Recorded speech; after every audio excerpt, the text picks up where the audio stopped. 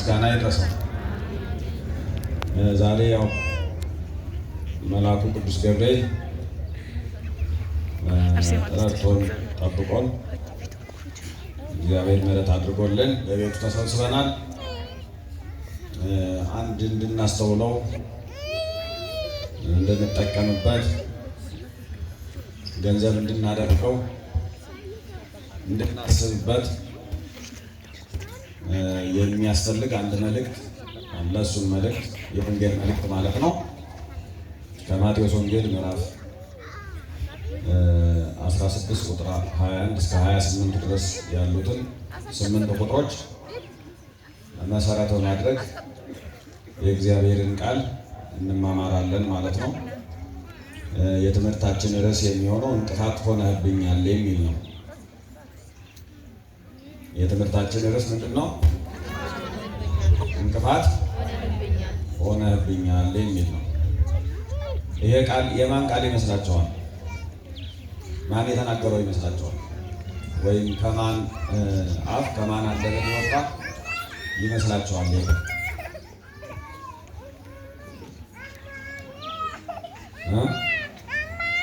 ልድገምላችሁና የትምህርታችን ርዕስ እንቅፋት ሆነህብኛል፣ መሰናክል ሆነህብኛል የሚል ነው። ስለዚህ ጥያቄውን ደግመዋለሁ። ከማን አንደበት ከማን አፍ የወጣ ቃል ይመስላችኋል?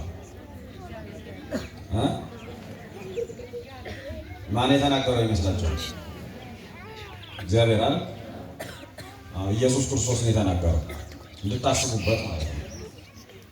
የተናገረው ኢየሱስ ክርስቶስ ነው። እንቅፋት ሆነህብኛል፣ መሰናክል ሆነህብኛል የተባለው ሰውስ ማን ይመስላችኋል? ዝም ብላችሁ እንድትገምቱ ነው። ምን አይነት ሰው ይመስላችኋል?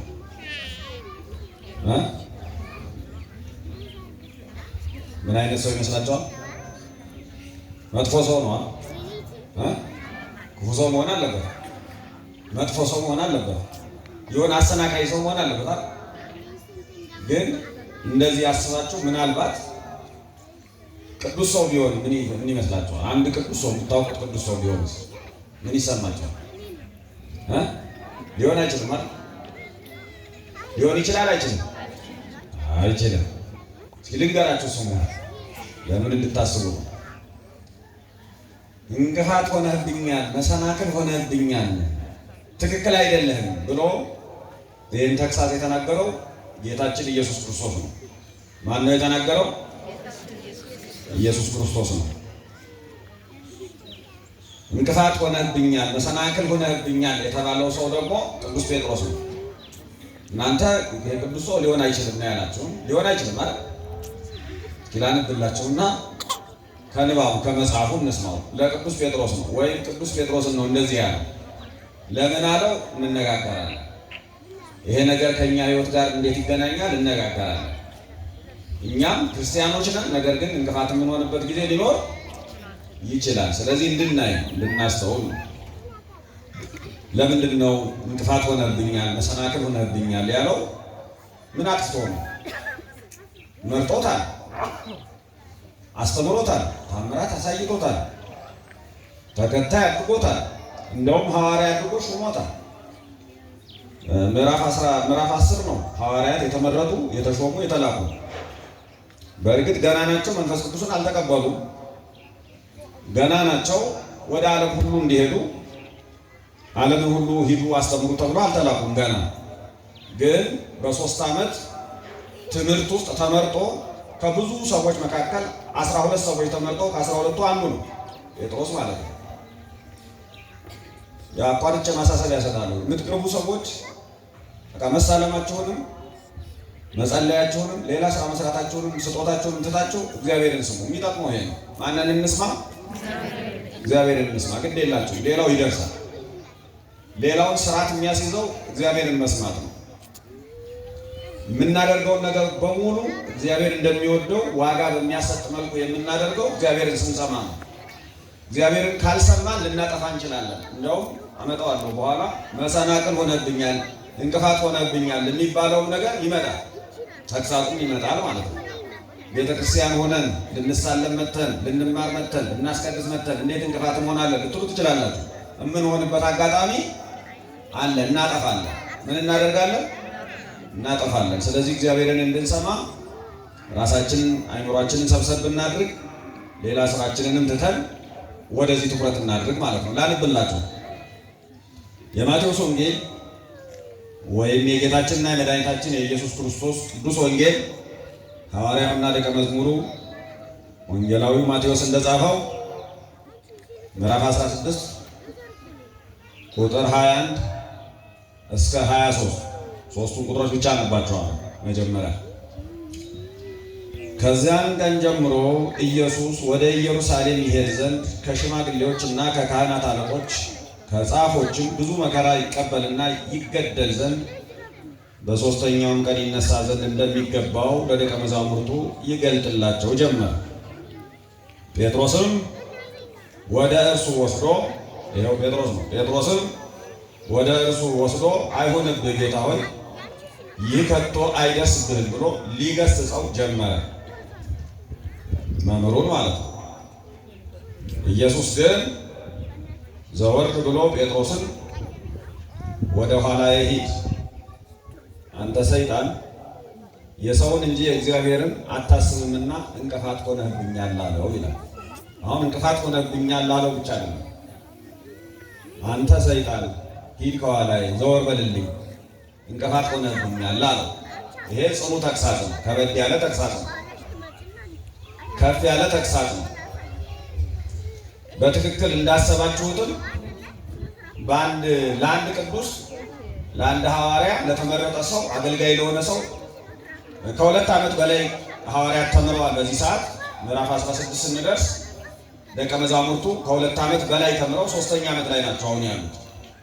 ይህም ሁሉ ጊዜ አብሮ የዋለ አብሮ ያደረ ታምራት ያየ ትምህርት የተማረ ሕይወቱን ያየ በዚህ ሁሉ ውጣ ውረድ ውስጥ ከመምህሩ ጋር የነበረ ከዚህም አልፎ ደግሞ ከጥቂት ጊዜ በፊት ማለት ነው አሁን ምዕራፍ 16 ወደ ኋላ ስናነበው እግዚአብሔር አብ ለቅዱስ ጴጥሮስ አንተ ክርስቶስ የሕያው እግዚአብሔር ልጅ ነህ የሚለውን ምስጢር ገልጾለት የመሰከረ ጌታም ስጋና ደም አይደለም ይሄን የገለጠልህ ሰማያዊ አባቴ ነው። እንደዚህ አይነት ምስጢር ስለተገለጠልህ ብፁዕ ነህ፣ ንዑድ ነህ፣ ክቡር ነህ፣ ምስጉን ነህ፣ ቡሩክ ነህ፣ ደስ ይበልህ ብሎ አመስግኖ በዚህ መሰረት አንተ አለት ነህ። በዚህች ማለት ላይ ቤተክርስቲያንን እሰራለሁ። የሲኦል ደጆችን ሊያጠፏትና ሊያነዋውጧት አይችሉም። ለአንተም የመንግስተ ሰማያትን መክፈቻዎች እሰጥሃለሁ። በምድር ያሰረው በሰማይ የታሰረ ይሆናል፣ በምድር የፈታውን በሰማይ የተፈታ ይሆናል። ይህ ሁሉ ቃል ኪዳን፣ ይህ ሁሉ በረከት፣ ይህ ሁሉ ምስጋና የተቀበለ ሰው ወረድ ብለን ስናነብ ተመልሶ ከበድ ያለ ተግሳጽ ሲሰማ እናየዋለን። ተግሳጹ ከበድ ያለ ነው፣ ግን ያለ ምክንያት አይደለም። የተሳሳተው ስህተትም ከፍ ያለ ነው። ያሳየው ግድፈትም ከፍ ያለ ነው። የተነሳው ቁም ነገር በጣም ወሳኝ ነገር ላይ ነው ተግሳጽ የመጣበት ማለት ነው። እንደዚህ አይነቱን ወሳኝ ነገር መሳሳት ከበድ ያለ ተግሳጽ፣ ከበድ ያለ ቁጣ፣ ከበድ ያለ ቅጣት ያመጣል። ያውም ደግሞ በትላልቆቹም ላይ ጭምር ማለት ነው። በአዋቂዎች በአስተዋዮች ላይ ጭምር በሚያምኑት ላይ ጭምር እንዴት ይህንን ማስተዋል አቃተ ተብሎ ሊገሰጽ ይችላል። ስለዚህ ይሄን በደንብ አስተውሉ። ተግሳጹ ከበድ ያለ ነው። እንቅፋት ሆነህብኛል የሚለው ብቻ አይደለም። እኔ ለርዕስነት የመርጨው ነው እንጂ የሰውን እንጂ እግዚአብሔርን አታስብምና የሚል አለበት። ዘወር በል ሂድ ከኋላዬ የሚል አለበት። ከዛም አልፎ ደግሞ በጣም ጽኑ አንተ ሰይጣን ትክክል አይደለህም፣ ይሄ የሰይጣን ሐሳብ ነው ተብሎ ከፍ ብሎ ተግሳጹ ከበድ ብሎ መጥቷል። ሂድ ከኋላዬ የሚለውን ከባድ ነው። አንተ ሰይጣን የሚለውን በጣም ከባድ ነው። የሰውን እንጂ እግዚአብሔርን አታስብምና የሚለውን ከባድ ነው። እንቅፋት ሆነብኛል የሚለውን ከባድ ነው። እነዚህ ሁሉ ቃላት በምን ምክንያት ወጥተው ሊሆን ይችላል? ለምንድን ነው እንደዚህ አይነት ቃላትን ኢየሱስ ክርስቶስ ሊናገር የቻለው? ያውም ለሐዋርያው፣ ያውም ለደቀ መዝሙሩ፣ ያውም በጣም ለሚቀርበው፣ ያውም ደግሞ ከጥቂት ጊዜ በፊት ያመሰገነው ብፁዕ ነህ ያለው የመንግሥተ ሰማያትን መክፈቻ ሰጥቻለሁ ላለው ለደቀ መዝሙሩ ይሄው ከበድ ያለ ተግሳጽ ለምን መጣበት? ለምንድን ነው እንደዚህ አይነት ነገር ሊደርስ የቻለ የሚለው ማስተዋል አለብን። እግዚአብሔር ይርዳል። አሁን ረገብ እንዳደረጋችሁ ተስፋ አደርጋለሁ። መልሼ እጠይቃችኋለሁ። እንቅፋት ሆነብኛል የሚለውን ቃል የተናገረው ማን ነው? ማን ነው የተናገረው? ኢየሱስ ክርስቶስ ነው። ይህን የተግሳጽ ቃል የተናገረው ኢየሱስ ክርስቶስ ነው። እንቅፋት ሆነብኛል የሚለው ተግሳጽ የተነገረው እንቅፋት ሆነብኛል የተባለው ሰው ማን ነው? ጴጥሮስ ነው። ቅዱስ ጴጥሮስ ነው። ሐዋርያው ጴጥሮስ ነው። የክርስቶስ ደቀ መዝሙር ጴጥሮስ ነው። ስለዚህ ለማያምን ሰው፣ ሩቅ ለሆነ ሰው፣ ለማያውቅ ሰው፣ ላልተማረ ሰው፣ ላልተመረጠ ሰው የመጣ ተግሳጽ አይደለም። በጣም ለቀሩ ሰው የመጣ ተግሳጽ ነው። ስለዚህ ቀጥታ ይመለከተናል እኛንም ማለት ነው። ጴጥሮስ እኛ የምናምነው የምንከተለው ሐዋርያችን፣ መምህራችን፣ አባታችን፣ የክህነት የወንጌል የሃይማኖት መሰረታችን ነው። የእሱ ልጆች ነን አይደለኛም? ስለዚህ ጴጥሮስ በተሳሳተበት ጊዜ እንደዚህ ተግሳጽ መጥቶበታል። ባጠፋ ጊዜ ከበድ ያለ ተግሳጽ ደርሶታል። እኛም ደግሞ ስናጠፋ ከበድ ያለ ተግሳጽ ሊመጣ ይችላል። ይሄንን ማረም መስማትና በትክክል ማስተካከል ነው የሚገባል ማለት ነው። እንግዲህ ይህን ያህል ከበድ ያለ ተግሳጽ የመጣው ለመሆኑ ቅዱስ ጴጥሮስ ያጠፋው ጥፋት ምን ያህል ከባድ ቢሆን ነው? የተሳሳተው ስህተት ምን ያህል ከባድ ቢሆን ነው? ምን አይነት ስህተት ተሳስቶ ሊሆን ይችላል የሚለውን ነገር እንድናውቅ መጀመሪያ አንድ ነገር ላሳስባችሁ። ቅዱስ ጴጥሮስ የተሳሳተው ስህተት የመጨረሻ ከባድ የሚባል ነው። ያላስተዋለው ነገር፣ ያልገባው ነገር መሰናክል ሊሆን እንቅፋት ሊሆን የሞከረበት ሁኔታ በጣም ወሳኝ የሚባል ነገር የሳተ ነው።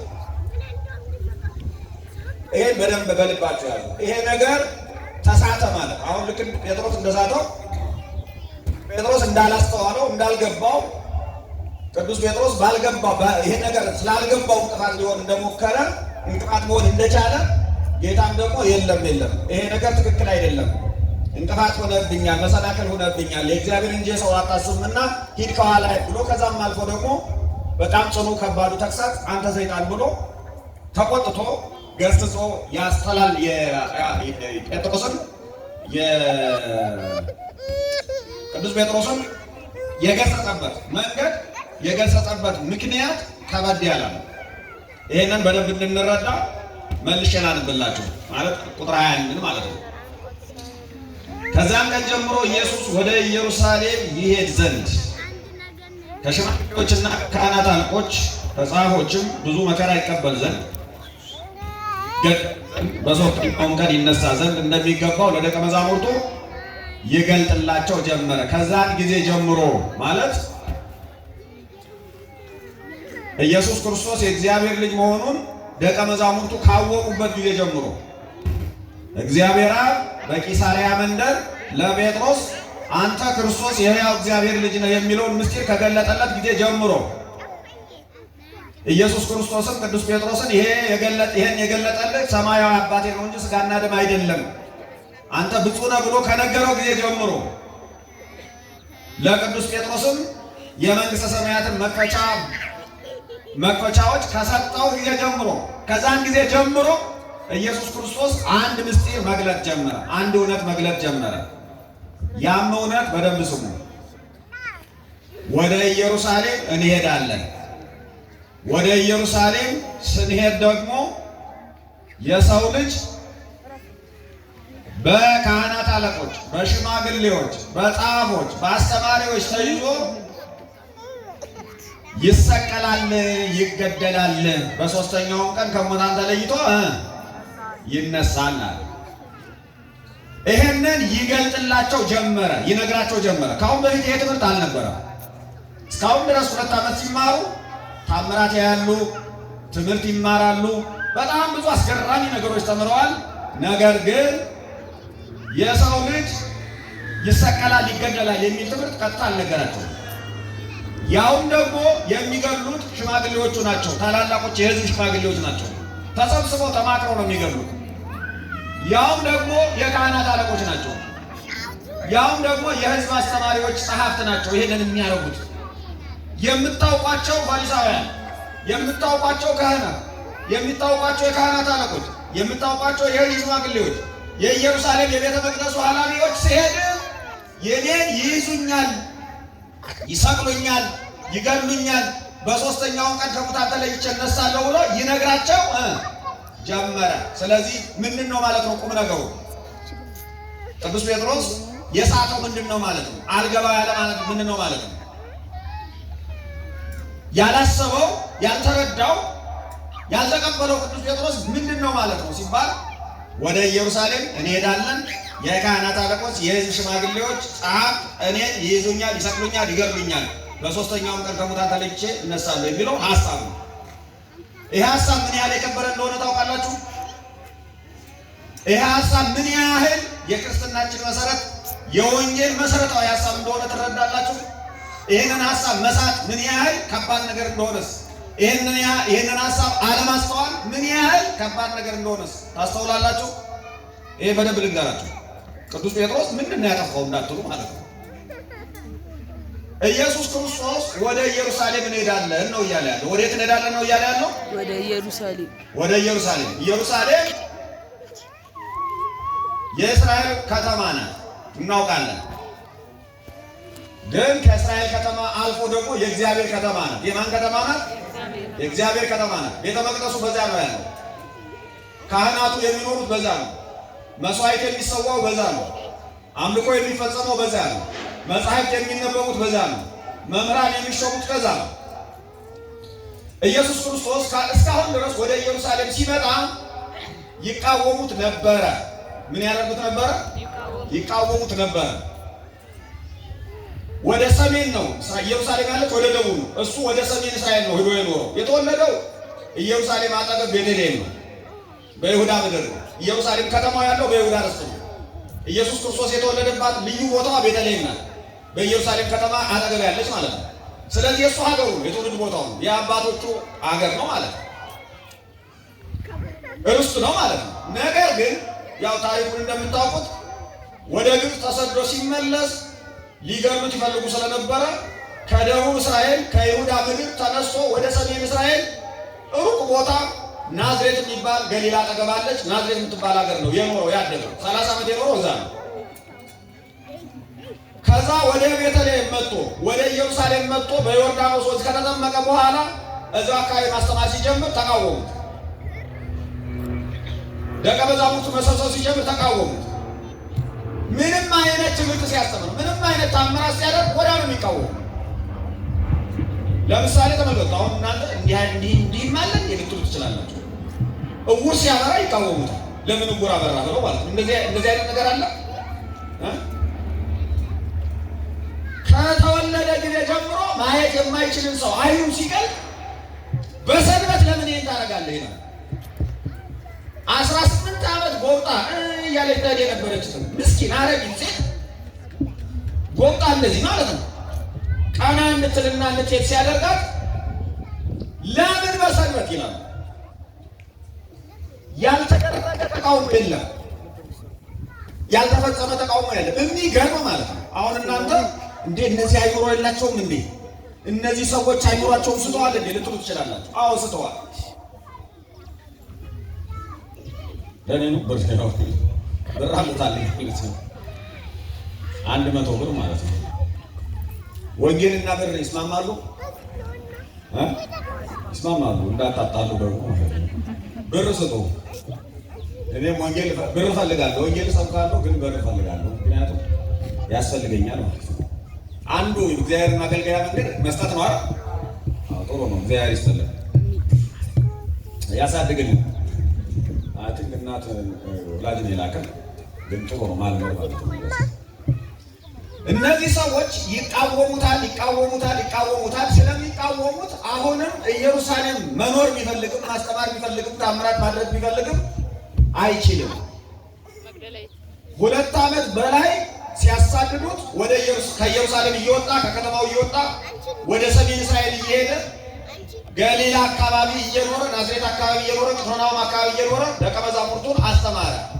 ሦስተኛው ዓመት ላይ ግን እርሱ ማን እንደሆነ እርሱ ክርስቶስ እንደሆነ እግዚአብሔር ልጅ እንደሆነ ከሰማይ እንደመጣ ወደዚህ ምድር እንደመጣ ነግሮ በግልጽ አሳውቆ ለደቀ መዛሙርቱ አሁን ቁርጡን እወቁት። እስካሁን ድረስ ስትከተሉኝ የነበረ ታምራት አይታችሁ ነው፣ ትምህርት ሰምታችሁ ነው። ምናልባትም ሌላ ነገር በልባችሁም እንዳለ አውቃለሁ። የምታስቡት ነገር ሌላም ፍላጎት አላችሁ፣ እሷን አውቃለሁ። ማረሚያ ነገር መቁረጫ መቀስ አመጣለሁኝ አሁን እና በልባችሁ ያለውን ጥሩ ፍላጎት ቆርጠዋለሁ፣ በልባችሁ ውስጥ ያለውን ክፉ ነገር አርመዋለሁ፣ አስተካክለዋለሁ። ስለዚህ ግልጽ እንዲሆን ዋናውን የመጣሁበትን ነገር እነግራቸዋለሁ አላቸው። ዋናውን የመጣሁበትን ነገር ምን እላቸዋለሁ? እነግራቸዋለሁ አለ። ምንድን ነው እሱ? አሁን እንግዲህ እስከ ዛሬ ድረስ ኢየሩሳሌም ስንሄድ ሲቃወሙ ተመልሰን ወደ ሰሜን እስራኤል ስንሄድ እንደዚህ 2 ዓመት እየተንከራተትን አሳልፈናል። አሁን ግን ወደ ኢየሩሳሌም እንሄዳለን። ወደ ኢየሩሳሌም ስንሄድ ተመልሼ አልመጣም። ወደ ኢየሩሳሌም ስንሄድ ተመልሼ ምን አይደለም አልመጣም። ለምን? የሕዝብ ሽማግሌዎች፣ የካህናት አለቆች፣ የሕዝብ አስተማሪዎች ጻፍ ይይዙኛል። ምን ይሉኛል? ይይዙኛል፣ ይሰቅሉኛል፣ ይገድሉኛል አለ። በቃ ቁርጡን ወቁት፣ እሞታለሁ አለ። እስካሁን ድረስ ያልተነገረ ነው፣ በደንብ ያላወቁት ነው ማለት ነው። እና የሚለውን በደንብ እንድታስተውሉ ደግሜ ላንብላችሁ ቁጥር 21 ምክንያቱም ሰባኪው ከራሱ ነው የሁሉ ነው አንዳጥሩ ማለት ነው። ከዚያን ጊዜ ጀምሮ ኢየሱስ ወደ ኢየሩሳሌም ይሄድ ዘንድ ከሽማግሌዎችና ከካህናት አለቆች ከጸሐፎች ብዙ መከራ ይቀበልና ይገደል ዘንድ በሦስተኛው ቀን ይነሳ ዘንድ እንደሚገባው ወይም እንዳለው እንደሚነሳ ለደቀ መዛሙርቱ ይገልጥላቸው ጀመረ። ምን ያደርግላቸው ጀመረ? እስካሁን ድረስ ይሄን ነገር አልገለጠላቸው ማለት ነው። አልነገራቸውም ማለት ነው። አሁን ቁም ነገሩ ጋር ደርሰናል። ዋናው ጉዳይ ጋር ደርሰናል። ከትምህርት ከታምራት ወደ ሞት፣ ወደ መከራ፣ ወደ ፈተና፣ ወደ መስቀል፣ ወደ ሞቱና ወደ ትንሣኤው ደምን ወደ ማፍሰስ መስዋዕት ወደ መሆን ወደ ትንሣኤ እየሄድን ነው። ቁም ነገሩ ጋር ደርሰናል አላቸው። ምኑ ጋር ደርሰናል? ዋናው ጋር ደርሰናል አላቸው። ይሄን ጴጥሮስ ሲሰማው በጣም አልተመቸውም። ምን አላለው? አልተመቸውም። 2 ዓመት ተከትለን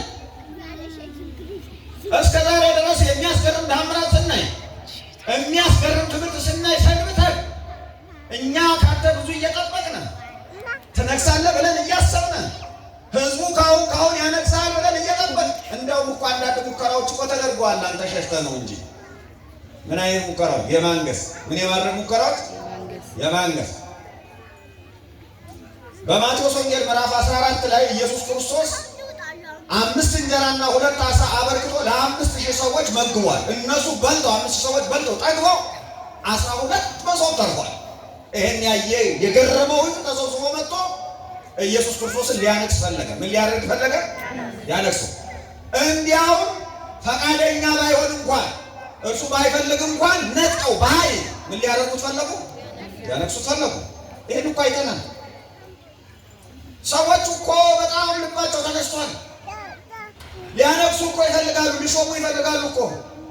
እኛም እኮ የምንከተለው አንዳችን በቀኝ አንዳችን በግራችን ለመቆም ነው፣ ለመሾም ነው።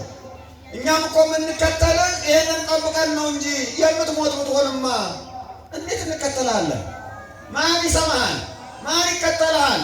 ስለ ሞት ለምን ታወራለህ አለ። አልተመቸውም ጴጥሮስ ማለት ነው። ምን አላለው? አልተመቸው። ዋናው ጉዳይ አልተመቸውም ማለት ነው። መስቀል ድሮስ ይመቻል ይመቻል እንዴ? መስቀል አይመችም። መስቀል ፍራሽ አይደለም። መስቀል አስፋልት አይደለም። መስቀል ከተማ መዝናኛ አይደለም። መስቀል መሰቃያ ነው። ምን ማለት ነው? መሰቃያ ነው። መሰቃያ ትሰቃያለህ፣ ትሰቀላለህ መስቀል ላይ እንጂ ስለ መስቀል እየተወራ ደስታ አይመጣም። አልተመቸውም። ታዲያ ያለ መስቀል ደግሞ መለወጥ አይቻልም። ያለ መስቀል ደግሞ መዳን አይቻልም። ያለ መስቀል ደግሞ ከስጋዊ ፍላጎት መገዘር አይቻልም። ልክ ሰውን ሸለፈቱን በምላጭ ወይም በሌላ መቀስ ነገር እንደምንቆርጠው የሆነ መቆረጥ ያለበት ነገር እንደምንቆርጠው ስጋዊ ፍላጎታችን የሚቆረጠው በመከራ ነው፣ በመስቀል ነው። መስቀል እንደ ምላጭ ነው፣ ሸለፈትን ይቆርጣል፣ ስጋዊ ፍላጎትን ይቆርጣል። መስቀል በጣም የሚለውጥ ኃይል አለው። መስቀል የሚያድን ኃይል አለ። እግዚአብሔር ኃይል ነው። ኢየሱስ ክርስቶስ ይዞት የመጣው ያንን ሞትን ይዞ መጣ። ሊሞት መጣ፣ ሞትን ለመግደል የትንሣኤውን ኃይል ለማወጅ ሊሞት መጣ። ያንን 2 ዓመት ጠበቀው ሳይነግራቸው ሳይገልጽላቸው።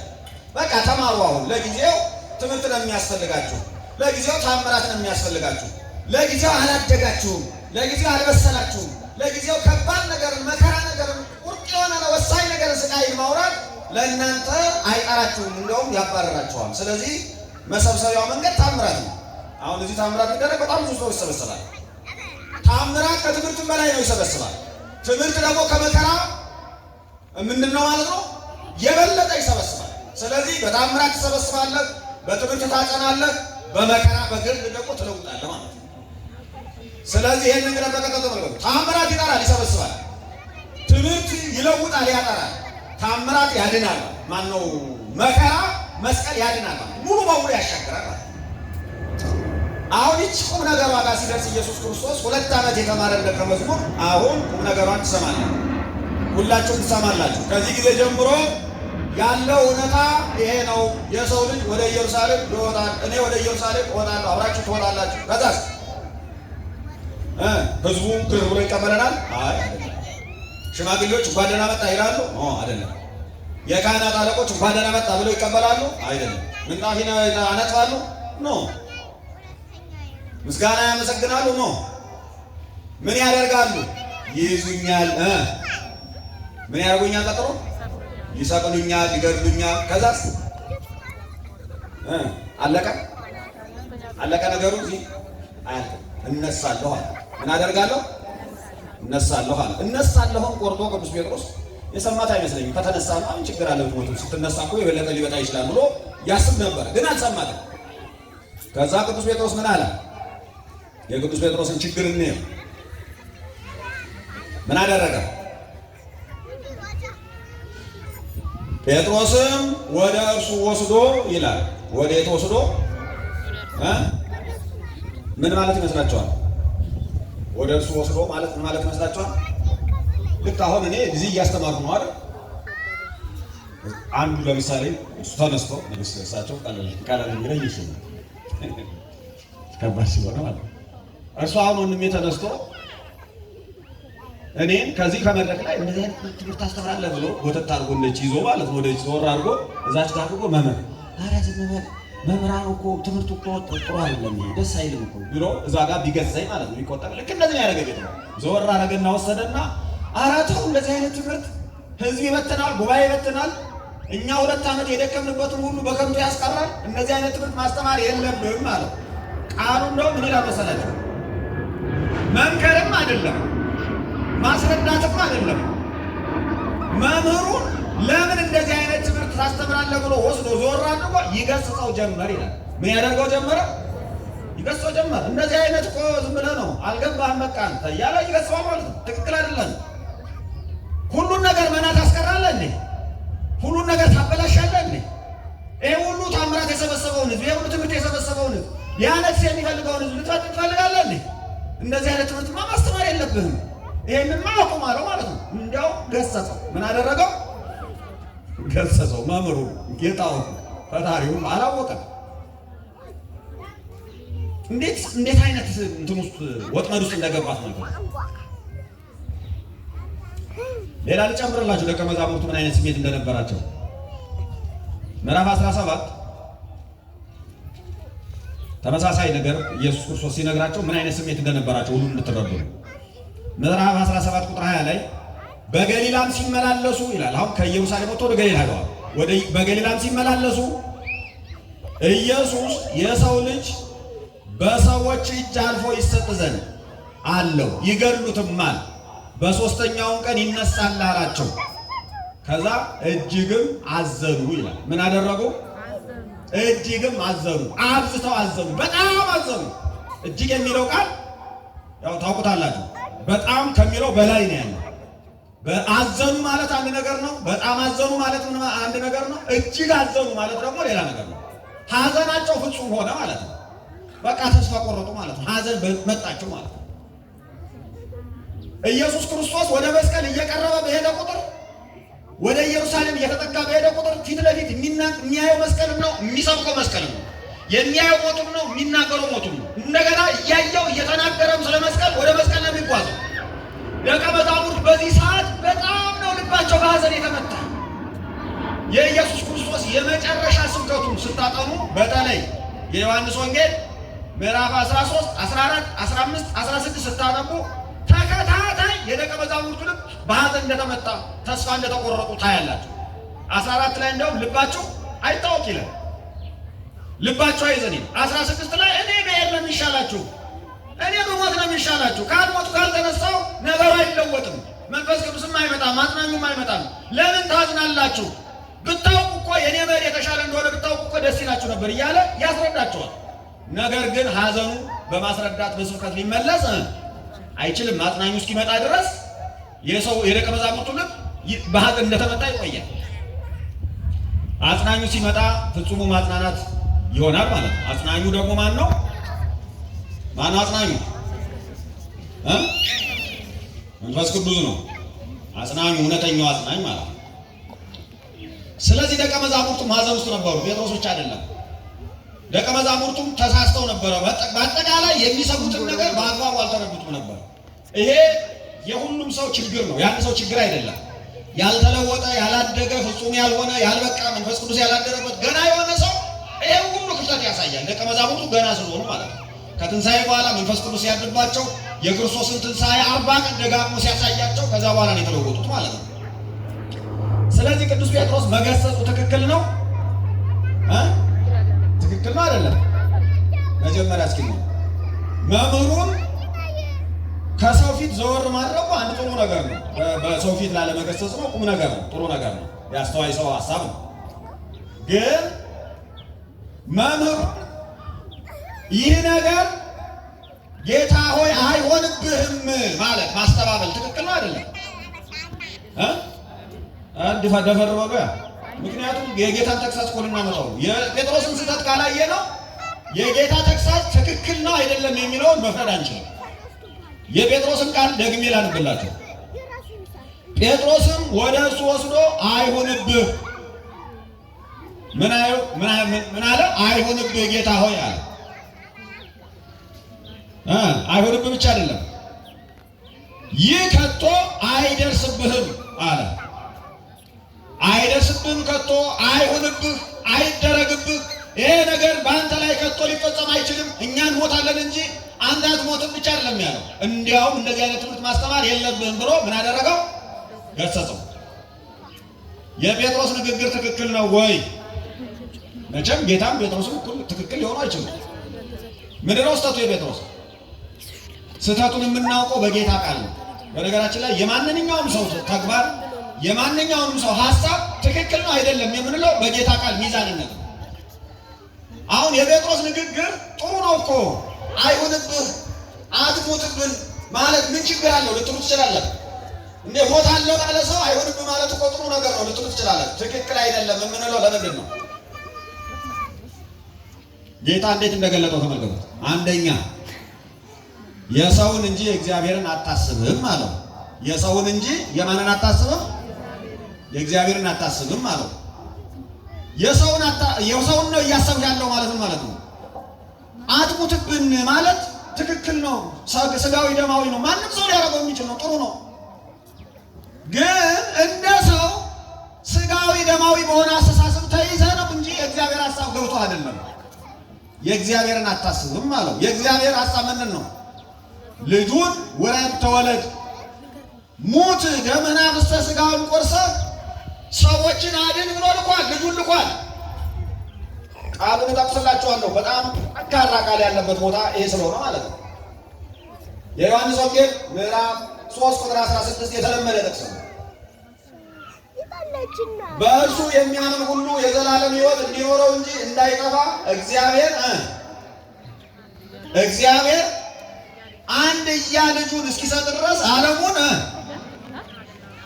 ዓለሙን እንደዚህ ወዷልና ነው የሚለው። አንዳንዴ እንዲሁ ነው የምትሉት፣ ግን እንደዛ አይደለም ንባቡ። እንዲሁ ማለት ልክ እንደዚህ በዚህ መጠን ማለት ነው። የግዙ ቋንቋ ጥሩ ስለሆነ እኛም በቋንቋ የምናጣራው እንደ አማርኛ ሊያሳስተን ይችላል። እንዲሁ ወዷልና ሲባል እንዲያው ወዷልና ብለን እንዳናነበው እንደዚህ ወዷልና በዚህ ልክ ወዷልና ምኑን ነው የወደደው? ዓለምን። እንዴት ነው የወደደው? አንድያ ልጁን እስከ መስጠት ድረስ። አንድያ ልጁን እስከ ምን ድረስ? እስከ መስጠት። ለምንድን ነው የሰጠው? ለሞት፣ ለሕማም፣ ለመከራ፣ ለመዋረድ፣ ለመስዋዕትነት ልጁን ሰጠ። መስዋዕት በግን ልክ መስዋዕት አድርጎ እንደማቅረብ ለአብርሃም ይስሐቅን በሰዋ ጊዜ አብርሃም ይስሐቅን ልጁን ሊሰዋ በቀረበ ጊዜ ልክ ቁርጥ ሕሊና እንዳለው ሰው ከልጅህ በላይ እንደወደድከኝ አውቄአለሁ፣ ለልጅህ ሳትራራ እኔን ቃሌን እንደፈጸምህ አውቄአለሁ፣ በልጅ ላይ አንዳች ነገር አታድርግ፣ እኔ ይኸው መስዋዕት አቅርቤልሃለሁ። በግ መጣ። አብርሃም የቀረበውን በግ በይስሐቅ ማንጣ ምን አደረገው? ሰዋው። ልክ እንደዚህ ማለት ነው። በብሉይ ኪዳን አንድ ኃጢአተኛ በጊዜው ይመጣል። እጁን በበጉ ላይ ይጭናል። ኃጢአቱን ይናዘዛል። ካህኑ እየሰማ ኃጢአቱን ከተናዘዘ በኋላ ካህኑ በጉን ያርደዋል። ልክ እንደዚህ አብ ልጁን ለሕማም ሰጠ። አብ ልጁን ለሞት ሰጠ፣ ለመከራ ሰጠ፣ ለመስዋዕትነት ሰጠ። አንድያ ልጁን፣ ብቸኛ ልጁን፣ ተቀዳሚ ተከታይ የሌለው ልጁን ውረድ ተወለድ፣ ሙትና መከራ ተቀበልና መስዋዕት ሁንና አድንልኝ ብሎ ላከው። ይሄ እግዚአብሔር ሐሳብ ነው። ጴጥሮስ ደግሞ ምን እያለ ነው? ከእግዚአብሔር ሐሳብ በተቃራኒ አይ ይሄማ ሊሆን አይገባም፣ ሰው ሞታለሁ ብሎ እንዴት ይሰብካል? ሰዎች ይገድሉኛል ብሎ እንዴት ይሰብካል? ሰዎች ይሰቅሉኛል ብሎ እንዴት ይሰብካል? ይሄን ነገር ልታስተምር አይገባም ማለት። ይሄ ስብከት፣ ይሄ ትምህርት፣ ይሄ ሐሳብ ተግሳጽም ነው፣ የሰው ሐሳብም ነው፣ ፈራሽም ነው፣ የማይጸና ትክክል አይደለም። ጴጥሮስ የተሳሳተው እዚህ ጋር ነው። ጴጥሮስ የሚናገረው የሰው ሐሳብ ነው፣ የሥጋዊ የደማዊ ሐሳብ ነው፣ የሚጠፋ ሐሳብ ነው። የእግዚአብሔር ሐሳብ አይደለም፣ የእግዚአብሔር ሥራ አይደለም፣ የእግዚአብሔር ፈቃድ አይደለም። የእግዚአብሔርን ፈቃድና ሐሳብ አላስተዋለም፣ አልገባውም። ስላልገባው ኢየሱስ ክርስቶስ ምን አለው? የሰውን እንጂ የእግዚአብሔርን አታስብም አለው። የሰውን እንጂ የማንን አታስብም? የእግዚአብሔር ሐሳብ ምንድን ነው? አሁን ደግሞ አለ። የእግዚአብሔር ሐሳብ ምንድን ነው? ልጁ እንዲሞት ነው እንዳይሞት? ልጁ እንዲሰቀል ነው እንዳይሰቀል? እንዲሰቀል። ልጁ እንዲሞት ከሰማይ የላከው አብ ደርሶ እንዲመለስ አይደለም። የሆነ ዓለምን ጎብኝቶ እንዲመጣ አይደለም። ሥጋ ለብሶ ተመልሶ እንዲመጣ አይደለም። አብ ልጁን ወደ ምድር የላከው ከሰማይ የላከው ሥጋ እንዲለብስ ሰው እንዲሆን ያደረገው እንዲሞት ነው። ወልድም ሰው ሆኖ የመጣው ሥጋ የለበሰው ሊሞት ነው። ሊሞትበት ነው ሰው የሆነበት። ሰው የሆነው ሊሞት ነው፣ ሊሰቀል ነው። ስለዚህ የመጣበትን ዋና ዓላማ ሰው የሆነበትን ዋና ዓላማ ተቃውሞ ወይም ተቃርኖ ቅዱስ ጴጥሮስ ተናገረ፣ አልገባውም። ስለዚህ ይሄ የምትናገረው ነገር የሰው ሐሳብ ነው አለው። የምን ሐሳብ ነው? የሰው ሐሳብ ነው። እንደ ሰው ልክ ነህ። ሰው ለሰው ማዛኑ ልትሞት አይገባም፣ አይሁንብህ፣ አይደረግብህ፣ እንዲህ አይነቱማ ሊፈጸም አይገባም ማለቱ ትክክል ነው። እንደ ሰው ግን እንደ እግዚአብሔር ትክክል አይደለም። የእግዚአብሔር ሐሳብ የኔ መሞት ነው። የእግዚአብሔር ፈቃድ የኔ መሞት ነው። እኔ ካልሞት ሰው አይድንም። እኔ ካልሞት እናንተ ከኃጢአት ልድኑ አትችሉም። እኔ ካልሞት ሞት ሊሞት አይችልም። እናንተ የኃጢአት ስርየት የዘላለም ሕይወት ልታገኙ አትችሉም። ስለዚህ የእግዚአብሔር ሐሳብ አልገባህም። የሰውን ሐሳብ ይዘህ እየተናገርህ ነው። በዚህ ምክንያት የእግዚአብሔር ሐሳብና ያንተ ሐሳብ ተቃርኗል፣ ተጣርሷል። ይሄ ብቻ አይደለም፣ ለእግዚአብሔር ሐሳብ እንቅፋት ሆነሃል አለው። ለማን ሐሳብ እንቅፋት ሆነሃል? ለእግዚአብሔር ሐሳብ እንቅፋት ሆነሃል። ካልገባህ እንቅፋት ነው። ይሄ በደንብ ስሙ።